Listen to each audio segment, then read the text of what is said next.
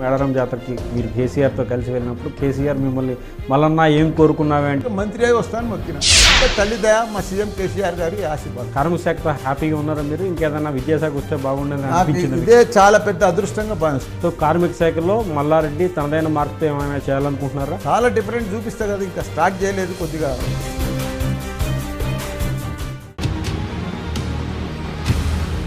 తెలంగాణ రాష్ట్ర మంత్రి చామకూర మల్లారెడ్డి మనతో ఉన్నారు, ఆయనతో మాట్లాడదాం. 2014లో పొలిటికల్ ఎంట్రీ ఇచ్చిన మీరు 2014లో మల్కాజ్గిరి దేశంలోనే అతి పెద్దదైనటువంటి పార్లమెంట్ నియోజకవర్గం నుంచి కంటెస్ట్ చేశారు, గెలుపొందారు. ఆ తర్వాత పార్టీ మారారు. ఆ తర్వాత 2018 ఎన్నికల్లో సిట్టింగ్ ఎమ్మెల్యేని కాదని మీకు టికెట్ ఇచ్చారు. 88,000 ఓట్ల మెజార్టీతో మీరు గెలుపొందారు. ఏంటి మల్లారెడ్డి యొక్క సక్సెస్ సీక్రెట్ ఏంటి?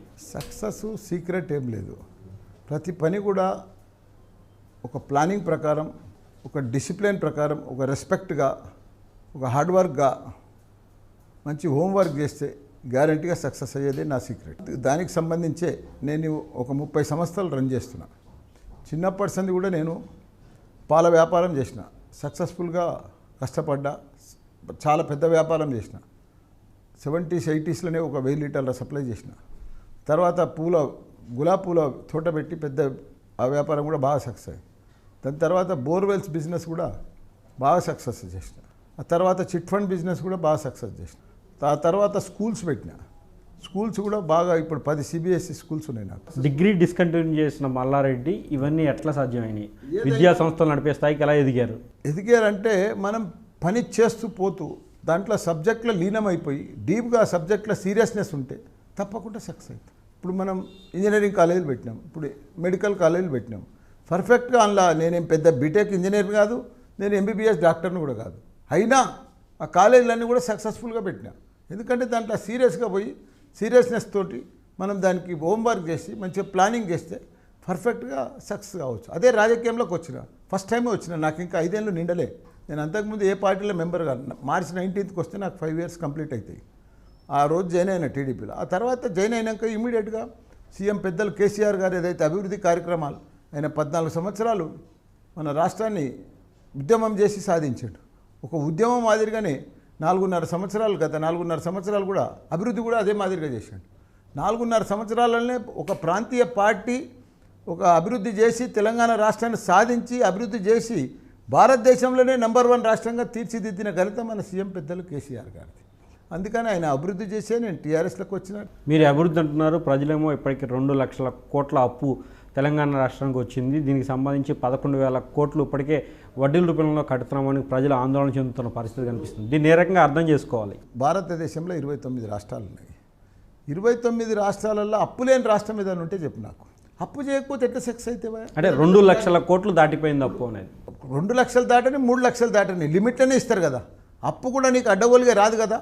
నీ తెలంగాణ రాష్ట్రం 33 జిల్లాలు, దాని లిమిట్ తగ్గట్టే నీకు ఎంపీలు ఎంతమంది, ఎమ్మెల్యేలు ఎంత ఉంది, నీ బడ్జెట్ ఎంత ఉంది, దాని ఖర్చు ఎంత ఉంది, దాని లాభం ఎంత ఉంది, దాన్ని బట్టే కదా నీకు అప్పిచ్చేది. నీకు అడిగినంత 5 కోట్లు, 5 లక్షల కోట్లు, 3 లక్షల కోట్లు, 2 లక్షల కోట్లు ఒట్టిగానే ఇయ్యరు కదా.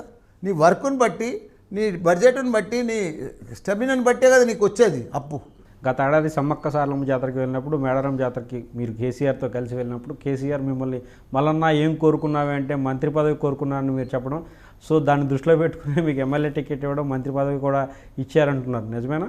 చూడు, నేను సార్ ఎంబడే పోలేదు సమ్మక్క సారక్కకు. సార్ పోయినాడే పోయినా కానీ తర్వాత పోయినా.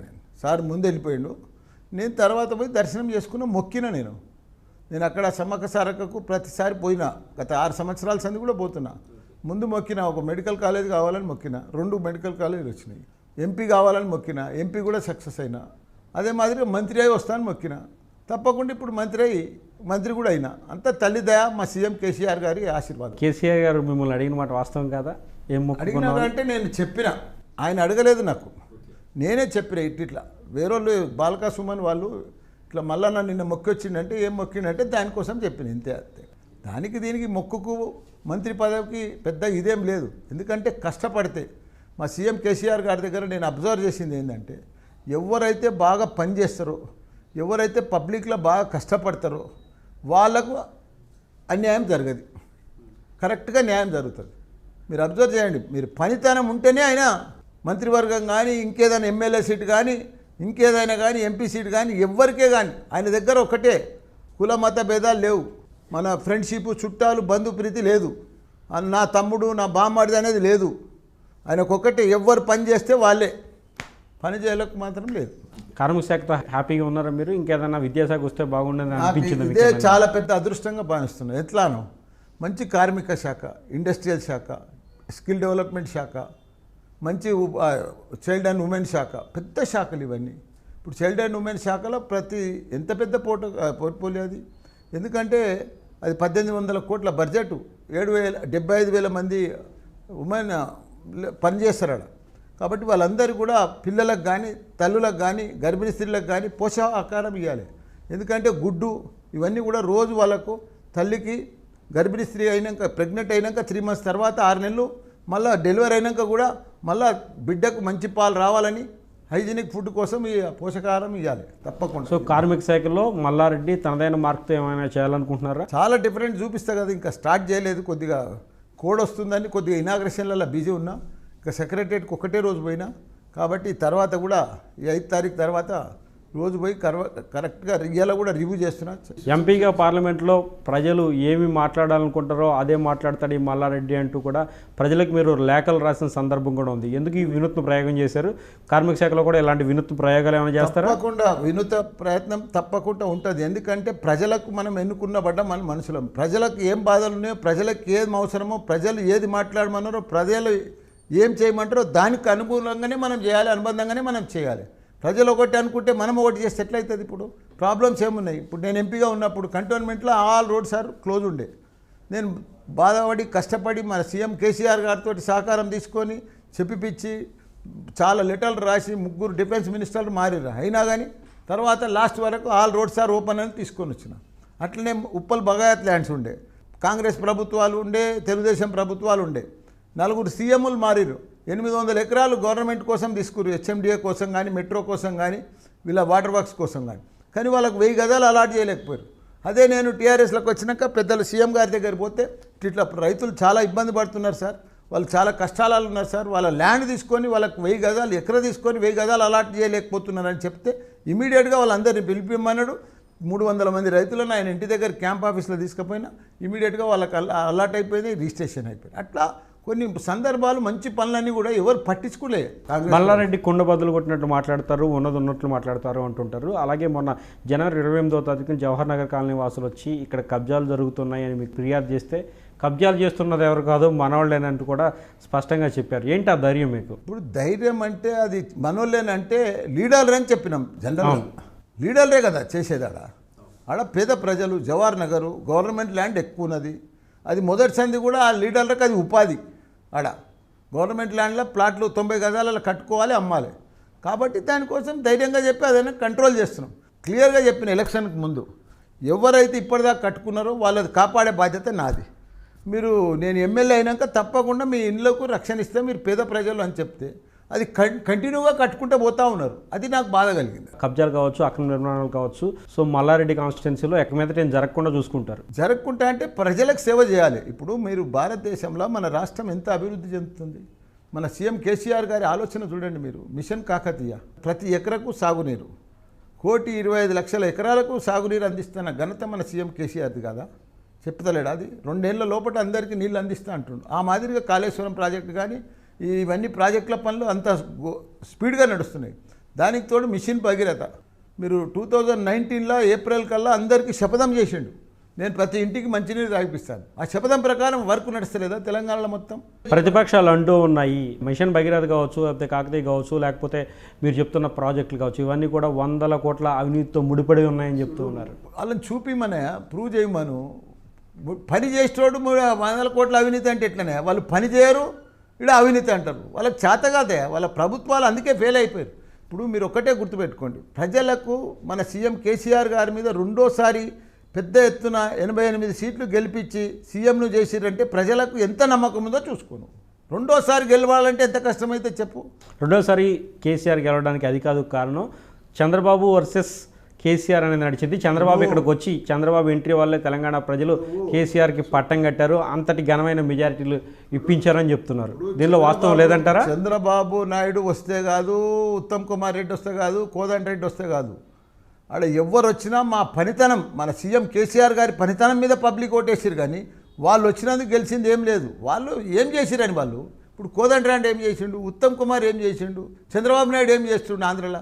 కాబట్టి ఇక్కడ మనకు మన సీఎం కేసీఆర్ గారు గత 4.5 సంవత్సరాలు మిషన్ భగీరథ కానీ, మిషన్ కాకతీయ కానీ, నీకు పింఛన్లు కానీ, ఒంటరి మహిళ పింఛన్ కానీ, వికలాంగుల పింఛన్ కానీ, వృధా పింఛన్ కానీ, కళ్యాణ లక్ష్మి కానీ, ఇట్లా ఒక్క గుంట ఉండని 2 గుంటలు ఉండని అర్ధ ఎకరా ఉండని వాళ్ళకు రైతు బీమా పథకం కానీ, నీకు రైతు పెట్టుబడి కింద 4,000 నుంచి 5,000 చేసిన స్కీమ్ కానీ, ఇవన్నీ కూడా ఎవరు చేసిర్రా? ఏ రాష్ట్రంలో చేసారు? ఏ సీఎంలు చేసిండ్రు? ఒక్కొక్క సీఎం 5 సార్లు 6 సార్లు సీఎం అయిన రాష్ట్రాలు ఉన్నాయి. కానీ వాళ్ళకి ఆలోచనే రాలేదు ఇప్పటిదాకా. ఎవరికైనా ఆలోచన తట్టాలి కదా. మన సీఎం చూడు 4.5 సంవత్సరాలనే ఇంత పెద్ద ఆలోచనలు, ఇంత పెద్ద స్కీమ్లు, ప్రతి పేద కుటుంబంలో ప్రతి ఒక్కరికి కూడా సీఎం రిలీఫ్ ఫండ్ కానీ ఏదో రకంగా నువ్వు ఒక ఇంటికి కళ్యాణ లక్ష్మి వస్తే ఇంకో ఇంటికి పింఛన్ వస్తుంది, ఒక్కో ఇంట్లో 2-3 స్కీమ్లు వస్తున్నాయి. అట్లా రకరకాలుగా ప్రతి ఇంటికి పేదోళ్ళ ప్రజలకు ఏదో రకంగా స్కీమ్ చెందింది. కాబట్టి వాళ్ళంతా కూడా అభిమానంతో ఈయనైతేనే మనకు చేయగలుగుతాడు, మన రెండోసారి సీఎం అయితేనే మనకి ఇంకా అభివృద్ధి చేయగలుగుతాడనే నమ్మకం వచ్చింది ప్రజలల్లో. ఆ నమ్మకంతోనే రెండోసారి భారీ మెజార్టీతో గెలిపించారు. 2018 ఎన్నికల్లో రెడ్డి కులస్తులందరూ కూడా కేసీఆర్ ఓడిపోవాలంటూ కూడా విశ్వ ప్రయత్నం చేశారు. కానీ మీరు రెడ్డి కులస్తులు అయినట్టు కూడా కేసీఆర్ని సమర్థించారు, కంటెస్ట్ చేశారు. ఇప్పుడు వాళ్ళు కారణం ఏంటి? కాంగ్రెస్ వాళ్ళు ఎలక్షన్స్ అంటే రెడ్డి అని, మాది రెడ్డి కులం అని, అదంతా కులాల మీద ఎవరైనా ఎలక్షన్ గెలుస్తారే? కులాల పేరు చెప్పుకుంటే ఓట్లు పడతాయా చెప్పు? ఒక కులం వేస్తే గెలుస్తామా చెప్పు? అందరు కలిస్తేనే కదా, బీసీలు అందరు కలిస్తేనే, ఎస్సీలు, ఎస్టీలు, ముస్లింలు, మైనార్టీలు. ఇప్పుడు మన మైనార్టీలకు, క్రిస్టియన్లకు, ముస్లింలకు ఎవరు చేసిరా భారత్ ఇప్పటిదాకా? ఏ ప్రభుత్వం చేసింది చెప్పు? వాళ్ళకు రంజాన్ వస్తే, క్రిస్టియన్ పండుగ వస్తే, ఎక్స్మస్ వస్తే వాళ్ళకు కొత్త బట్టలు పెట్టి, కడుపు నిండా భోజనం పెట్టి, వాళ్ళకు పండుగలకు అన్ని ఖర్చులు ఇచ్చి ఇంత పెద్ద ఎత్తున ఏ ప్రభుత్వం చేసింది? మైనార్టీలను దోచుకుంది, ఓట్లు దోచుకుందంతా కాంగ్రెస్ వాళ్ళే, జేబులు నింపుకున్న వాళ్ళంతా కాంగ్రెస్ వాళ్ళే. వాళ్ళకి ఎప్పుడు చేసిరని 50-60 సంవత్సరాల సంది వాళ్ళు పరిపాలించారు. కానీ కాంగ్రెస్ మైనార్టీలో ఓట్లన్నీ దండుకున్నారు, వాళ్ళ జేబులు నింపుకున్నారు, వాళ్ళని మళ్ళీ యాడున్నారు. కేసీఆర్ రెడ్డి సామాజిక వర్గాన్ని మంచి చేసుకునే భాగంగానే క్యాబినెట్లోకి 5 మంత్రులని రెడ్డి సామాజిక వర్గాన్ని తీసుకున్నారు అంటే కూడా ఒక పబ్లిక్. చూడు, 5 కాదు, ఆయన అందరు ఎవరు పని చేస్తే వాళ్ళని తీసుకుంటారు. ప్రతి సామాజిక వర్గానికి ప్రతి ఒక్కరికి కూడా రెస్పెక్ట్ ఇస్తాడు ఆయన. ప్రతి ఒక్కరిని కూడా కలుపుకొని పోతాడు. పని చేసేటోళ్ళు కావాలి. ఈ వర్గంలో రెడ్డిలు ఇంతమంది ఉన్నారు, ఈ రెడ్డే తీసుకోవాలని లేదట్లా.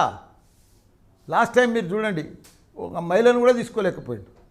ఇప్పుడు తీసుకుంటాడు, ఇద్దరిని తీసుకుంటాను మనం చెప్పాడు. ఇప్పుడు కూడా మహిళలను తీసుకోలేదు. మహిళలు లాస్ట్ టైం తీసుకోకపోవడం కారణం ఏంటంటే జ్యోతిష్కులు కేసీఆర్కి చెప్పారు మహిళలు క్యాబినెట్లో ఉండకూడదు, అందుకోసం మాత్రమే లాస్ట్ టైం తీసుకోలేదు అని కూడా చెప్తున్నారు. జ్యోతిష్యులు, ఈ రెడ్డిలు ఇవన్నీ చెప్తే వినడే ఆయన పని, అంతే. ప్రతిపక్షాలు అంటూ ఉన్నాయి కేసీఆర్ సెక్రటేరియట్కి వెళ్ళడు, అక్కడ వాస్తు బాగాలేదని. సో ప్రజలకు దూరంగా ఉంటారు. కొంతమంది మినిస్టర్లకు కూడా అపాయింట్మెంట్లే కష్టమవుతున్నాయి ప్రస్తుత పరిస్థితుల్లో. ఇది ఎక్కడి రాజ్యం అంటూ కూడా అంటున్నారు. ఇప్పుడు గత 4.5 సంవత్సరాలు ఆయన పరిపాలించిండు, సెక్రటేరియట్కి పోలేదు. మరి పరిపాలన కుంటుపడ్డదా? ఏమైనా ప్రాబ్లం వచ్చిందా? ఆయన ప్రగతి భవన్లో గవర్నమెంట్ బంగ్లాలోనే ఉండి పనిచేస్తుంది కదా, అక్కడనే ఉండి కదా. చిన్న రాష్ట్రమయ్యా మనది, 119 ఎమ్మెల్యేలు, అసెంబ్లీ నియోజకవర్గాలు ఉన్నాయి. ఎంత బాగా పరిపాలిస్తుండే, అంత పర్ఫెక్ట్గా ఎవరి పని. మా దగ్గర కేసీఆర్ ప్రభుత్వం వచ్చినాక ఒకటేనయ్యా, గుడమ్మ బంద్ అయింది, ప్యాకాట బంద్ అయింది, ల్యాండ్ గ్రాబర్స్ బంద్ అయ్యారు, రౌడీ షీటర్స్ బంద్ అయ్యారు, అంతా ఈ రౌడీ వీధులు కబ్జాకోర్లు బంద్ అయ్యారు, ఈ గొలుసు దొంగలు బంద్ అయ్యారు. ఇవన్నీ బంద్ అయినాయి. కానీ జలయజ్ఞం పేరుతో ధనయజ్ఞం అనేది జరుగుతుంది అంటున్నారు. అది వైఎస్ కాంగ్రెస్ టైంలోనే అది జలయజ్ఞం, ధనయజ్ఞం అని. సో ఇప్పుడు మిషన్ కాకతీయ కావచ్చు, కాళేశ్వరం ఒకసారి చూసి వచ్చినావు నువ్వు ప్రాజెక్ట్. భారతదేశంలోనే అసుంటి ప్రాజెక్ట్, అది జాతీయ ప్రాజెక్ట్ కాదు. మళ్ళా సొంతం డబ్బులతోటి అప్పు చేసి కడుతుండంటే దేనికోసం కడుతుండే? 1 కోటి ఎకరాలకు నీళ్ళు ఇవ్వాలనే కదా ప్రాజెక్ట్ కట్టేది, ప్రజల కోసమే కదా. అది ఏదైనా ప్లాన్ చేస్తేనే ఒక విజన్ ఉన్న సీఎం అంటే మన సీఎం కేసీఆర్ గారే. సో మల్లారెడ్డి గారు వార్షికోత్సవాల్లో డ్యాన్స్లు వేస్తారు, గబ్బర్ సింగ్ డ్యాన్సులు కావచ్చు, కాటమరాయుడు డ్యాన్సులు కావచ్చు. వినూత్నంగా కనిపించడానికి ఈ డ్యాన్సులు వేస్తారా, లేకపోతే ఆ సమయంలో ఆ సందర్భంలో ఆ జోష్తో వేస్తూ ఉంటారా? చూడు, వినూత్నంగా లేదు, ఏం లేదు, జోష్ లేదు. నేను కాలేజీలు నడిపిస్తున్నప్పుడు యాన్యువల్ డే సందర్భంగా, నేను ఎంపీ కాకముందుకు అవన్నీ, అప్పుడు యాన్యువల్ డే సందర్భంగా పిల్లలు వచ్చి ఏదో యూత్ కదా, వాళ్ళు ఎంబడే ఏమంటే డ్యాన్స్లో, మనమేం డ్యాన్సర్లమా? మనకేం డ్యాన్స్లు వస్తాయి? మనకు ఏదో ఒక చెయ్యి ఒక కాలు అట్లా ఊపినాం, అది పెద్దగా ఇది హైలైట్ అయింది అంతే. కానీ మనం ఎంపీ అయినాక కానీ ఎమ్మెల్యే అయినాక కానీ అసలు ఏం లేదు. కాలేజీలకు ఇప్పుడు పోతూనే లేను, ఎందుకంటే బిజీ అయిపోయాను నేను. కాలేజీలన్నీ మా పిల్లలకు అప్పచెప్పేసి. గతంలో కాలేజ్ ఫంక్షన్లోనే మాట్లాడుతూ మీరు లవ్ మ్యారేజ్ గురించి మాట్లాడుతూ ఐశ్వర్యరాయ్ని చూడండి, ఐశ్వర్యరాయ్ ఎవరిని లవ్ చేసిందో, ఎలా సెటిల్ అయిపోయిందో అంటూ ఒక మెసేజ్ ఇచ్చే ప్రయత్నం చేశారు యూత్కి. ఏంటి ఆ కారణం? అంటే లవ్ మ్యారేజ్ చేసుకుంటే ఉన్నవాళ్ళని మాత్రమే చేసుకోవాలా, ధనవంతులు మాత్రమే చేసుకోవాలా, పేదవాళ్ళని చేసుకోకూడదా? దాంట్లో పెద్ద కాన్సెప్ట్ ఉంది. అది నేను ఒకటే, మా దగ్గర అమ్మాయిల కాలేజీలు ఎక్కువ, 2 ఇంజనీరింగ్ కాలేజీలు ఉన్నాయి, ఒక మెడికల్ కాలేజీలో అమ్మాయిలు ఉంది, డెంటల్ కాలేజ్ అమ్మాయిలది ఉంది. అమ్మాయిలకి ఏం మెసేజ్ చేసిన అంటే, చూడమ్మా ఐశ్వర్యరాయ్ ప్రపంచంలోనే అందగత్తే, ఆమె గొప్ప అందగత్తే, ఆమె యోగా కూడా చేస్తుంది, ఎంతో కష్టపడి పైకి వచ్చింది, మళ్ళీ పెద్ద సినిమా యాక్టర్ అయింది. ఆమె సినిమా యాక్టర్ అయితే ఆమెకు సల్మాన్ ఖాన్, సాజిష్ ఖాన్ ఉన్న ఖాన్లంతా కూడా ఎంబడిపడ్డారు. ఆమె ఎవ్వరికి అవకాశం ఇవ్వలేదు, కష్టపడ్డది, కాపాడుకున్నది, కంట్రోల్ ఉన్నది. 33 ఏళ్ళ దాకా ప్రపంచంలోనే పెద్ద సినిమా యాక్టర్గా పేరు తెచ్చుకున్నది, గొప్ప నటిగా పేరు తెచ్చుకుంది. అసుంటప్పుడు మళ్ళీ ఆమె ఆలోచన చేస్తే ఇవన్నిటికీ కంట్రోల్ చేసుకుంది. కాబట్టి ఆమె బిగ్ బి అమితాబ్ బచ్చన్ కొడుకుతోటి పెళ్లి చేసుకొని పెద్ద కుటుంబంలోకి పోయి పెద్దగా లెవెల్లో అయ్యింది. అట్లా కష్టపడి కంట్రోల్ చేసుకొని ఓపిక పడితే మీ లైఫ్లో బాగా సక్సెస్ అవుతాయి, మీ కాళ్ళ మీద మీరు నిలబడి చేసుకోండి, మీ లైఫ్ పార్ట్నర్ ఆటోమేటిక్గా మీకు దొరుకుతాడని చెప్పినారు. కేసీఆర్ చంద్రబాబు నాయుడుకి రిటర్న్ గిఫ్ట్ ఇస్తా అన్నారు. సో చంద్రబాబు నాయుడు మాత్రం ఇది మోడీ కేసీఆర్ వర్సెస్ ఆంధ్రాస్ అని చూపించే ప్రయత్నం చేస్తున్నారు. దీన్ని ఎలా అర్థం చేసుకోవాలి? ఇప్పుడు రిటర్న్ గిఫ్ట్ అంటే ఆయన వచ్చిండు, మాయకుటమని మహాకుటమని పెట్టిండ్రు, అందులో ఏం జరగలేదు, తుక్కు ఓడిపోయారు. ఇప్పుడు దానికి బదులుగా మనం రిటర్న్ గిఫ్ట్ ఇవ్వాలి కదా, ఇస్తాడు. మా సార్ ఎప్పటికి కూడా బదులా తీసుకుంటాడు ఖచ్చితంగా. చంద్రబాబు నాయుడు దగ్గర పనిచేశారు, ఇప్పుడు కేసీఆర్ దగ్గర కూడా పనిచేస్తున్నారు. ఇద్దరిలో ఉన్న తేడా ఏం గమనించారు మీరు? ఇద్దరు అంటే మా భారతదేశంలోనే బెస్ట్ పొలిటీషియన్ అంటే మా కేసీఆర్ గారు. అద్భుతంగా రాష్ట్రాన్ని పేద ప్రజలకు ఎట్లా తీర్చిదిద్దాలే ఆలోచన వచ్చేది, గొప్పగా డీప్గా ప్రతి డీప్గా. ఇప్పుడు అగ్రికల్చర్ ఉందా, రైతు, ఇవన్నీ ఎవరు పెట్టారు, ఏ రాష్ట్రంలో పెట్టారు? ఇప్పుడు మొన్న చంద్రబాబు నాయుడు కానీ మా మోడీ గారు కానీ మొన్న మా మా మా సీఎం కేసీఆర్ గారిని కాపీ కొట్టి ఆ రైతు బంధు పథకం పెట్టిండు, 6,000 ఇస్తాను. అది దాన్ని కూడా ఏం చేసిండు మా సీఎం కేసీఆర్ గారు, నా 10,000 ఇస్తా, అవి వచ్చేటి అలాగనే తీసుకోమని చెప్పిండు రైతులకు. సో తెలంగాణ రాష్ట్రంలో కావచ్చు, లేకపోతే టీఆర్ఎస్ వర్గాల్లో కావచ్చు, ఒక పెద్ద చర్చ నడుస్తుంది. మంత్రి హరీష్ రావు, మాజీ మంత్రి హరీష్ రావుని పక్కన పెట్టారు. సో ఇది అన్యాయం అంటూ కూడా చాలామంది నెటిజన్స్ మాట్లాడుతున్న పరిస్థితి పక్కన కనిపిస్తుంది. పెట్టలేదా, పార్టీ కోసం అందరు పనిచేస్తున్నారు, అందరికీ అనుకూలంగా అందరికీ సెట్ చేసేస్తాడు. పార్లమెంట్ ఎన్నికల తర్వాత కేటీఆర్ ముఖ్యమంత్రి కాబోతున్నారని ఒక చర్చ నడుస్తుంది. దీనిపై మీ కామెంట్ ఏంటి? చర్చ ఏమీ లేదు, రకరకాల ప్రజలు చర్చలు చేసుకుంటారు, తప్పు లేదు. ఎందుకంటే తప్పెందుకు, ప్రజలన్నీ చర్చ చేసుకోవాలి కదా. తప్పకుండా ఎంపీ ఎలక్షన్ల తర్వాత ఫెడరల్ ఫ్రంట్ పెట్టి గ్యారంటీగా మా సారు కేంద్రంలో చక్రం దింపేది మాత్రం గ్యారంటీ. అంటే ఫెడరల్ ఫ్రంట్ పెట్టి తెలంగాణకున్న 16-17 స్థానాలతో దేశంలో చక్రం తిప్పడం సాధ్యపడిన విషయమేనంటారా? ఎందుకు చక్రం దింపనీకి వీల్లేదు? 16-17 అంటే ఏం తక్కువ స్థానాలా? ఇప్పుడు ఎవరికి 540 స్థానాల్లో 17 స్థానాలతో ఎవరికి మెజార్టీ రాదు. ఇక్కడ మాకు 17 స్థానాలు ఉన్నాయి, ఇక్కడ జగన్ కూడా గెలుస్తాడు, ఆడ నవీన్ పట్నాయక్ ఉంటాడు, అట్లనే వీళ్ళందరూ ఉంటారు కదనే. రిటర్న్ గిఫ్ట్లో భాగంగా మీరు జగన్కి సపోర్ట్ చేస్తున్నారా? ఇప్పుడు రెడ్డి గిడ్డి అని కాదయా, రిటర్న్ గిఫ్ట్లో భాగంగా మీరు జగన్మోహన్ రెడ్డికి తప్పకుండా జగన్కు సపోర్ట్ చేస్తారు కదా, ఎట్లయినా చేస్తారు. సో ఆంధ్రాలో ఇంకొక చర్చ నడుస్తుంది. కేసీఆర్ కనుక ఆంధ్ర రాజకీయాల్లో వేలు పెడితే అది సెంటిమెంట్ అయ్యి చివరికి చంద్రబాబుకు లాభించే పరిస్థితి కూడా ఉందని చెప్తూ ఉన్నారు. ఇప్పుడు చేయి పెట్టేది కాదు, ఏది పెట్టేది కాదు, పని చేసుకుంటూ పోవాలి, సపోర్ట్ చేస్తాడు. తర్వాత మా సీఎం కేసీఆర్ గారు ఎట్లా అనుకూలం ఉంటే ఆయన ఆలోచన చేసి పని చేస్తారు. రాబోయే ఏపీ ఎన్నికల్లో ఎవరు గెలుస్తారని మీరు అనుకుంటున్నారు? గ్యారంటీగా జగనే గెలుస్తాడని అనుకుంటున్నారు. అంటే కేసీఆర్ స్ట్రాటజీ అంటారా, కేసీఆర్ గెలిపిస్తాడంటారా? స్ట్రాటజీ ఉంటుంది, స్ట్రాటజీ కూడా ఉంటుంది, గెలిపిస్తాడు కూడా, గెలుస్తాడు కూడా. చంద్రబాబు నాయుడు అంటున్నాడు కేసీఆర్ కొంతమంది టీడీపీ నేతలను బెదిరించి వైఎస్ఆర్సీపీలో జాయిన్ చేస్తున్నారు. పొరపాటే. ఇప్పుడు ఎవరు బెదిరించారు మీకు తెలియదా? మీడియా లేదా? ఎవరు అవంతిని బెదిరించారా? రవీంద్రబాబుని బెదిరించారా? కిల్లి కృపారావుని బెదిరించారు? వాళ్ళంతా మీ సహచర ఎంపీలు. అవును, ఎవరు బెదిరించారు? అది ఉత్తగా భ్రమ. ఫైనల్గా చెప్పండి, కేసీఆర్ బంగారు తెలంగాణ తీసుకొస్తా అంటున్నారు. బంగారు తెలంగాణ కాదు, ఇది అప్పుల తెలంగాణ అని ప్రతిపక్షాలు అంటూ ఉన్నాయి. సో దీనిపై చివరిగా మీ కామెంట్ ఏంటి? మొన్న అసెంబ్లీలో కూడా చెప్పిండు, అప్పులు దేనికి చేస్తున్నా క్లియర్గా క్లారిటీగా మెసేజ్ ఇచ్చిండు అందరికీ. అప్పులు అంటారు, అప్పులు చేయకపోతే పని ఎట్లా చేస్తుందా? లిమిట్లోనే ఉన్నది అప్పు, అన్ని కంట్రోల్లోనే ఉన్నాయి, పర్ఫెక్ట్గా డెవలప్ అవుతుంది.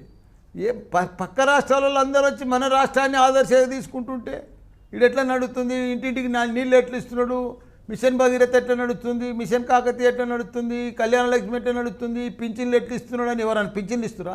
24 గంటల కరెంట్ ఇస్తున్నాడే రాష్ట్రంలో? 70 ఏళ్ళు పరిపాలించారు, ఎవరైనా రైతుల ముఖం చూసిర్రా? రైతులకు కరెంట్ ఇచ్చిరా, నీళ్ళు ఇచ్చిరా, ఏమి ఇచ్చిరా అని చెప్పు. రైతు బంధు పథకం ఇచ్చిరా, రైతు బీమం ఇచ్చిరా, ఏమి ఇచ్చిరని రైతులను అసలు చూడనే లేదు. ఎరువులు దొరకాలంటే కూడా చెప్పులతో లైన్ కట్టవలసి వచ్చు. అసలుంటిది ఇప్పుడు ఎంత ఫెర్టిలైజర్ ఎంత ఈజీగా దొరుకుతున్నాయి. అట్లా అన్నీ అనుకూలంగా చేస్తామున్నామయ్యా. ఏ రాష్ట్రంలో కూడా ఇంత అభివృద్ధి చెందలేదు, ఇంత స్పీడ్గా కూడా పోతలేరు. ఉన్న అవార్డులన్నీ మనకే. రాబోయే రోజులలో 29 రాష్ట్రాల best city Hyderabad, best CM మన సీఎం కేసీఆర్ గారు, నంబర్ 1 రాష్ట్రం మన తెలంగాణ. మీరు చూసుకోండి ఇంకా ఎంత అభివృద్ధి చెందుతుందో. ప్రపంచంలోనే ఒక గొప్ప పేరు వచ్చే తెలంగాణ రాష్ట్రం మనకు. ఎందుకంటే సీఎం అట్లా కష్టపడుతున్నాడు, ప్లాన్ చేస్తున్నాడు. Okay, thank you. రాబోయే రోజుల్లో తెలంగాణ దేశంలోనే అత్యున్నత రాష్ట్రంగా వెలుగొందబోతుంది అంటున్నారు మల్లారెడ్డి. ఇది ఇవాళ వ్యూ పాయింట్. చూస్తున్నానండి 99 TV. For more updates, please subscribe 99 TV Telugu.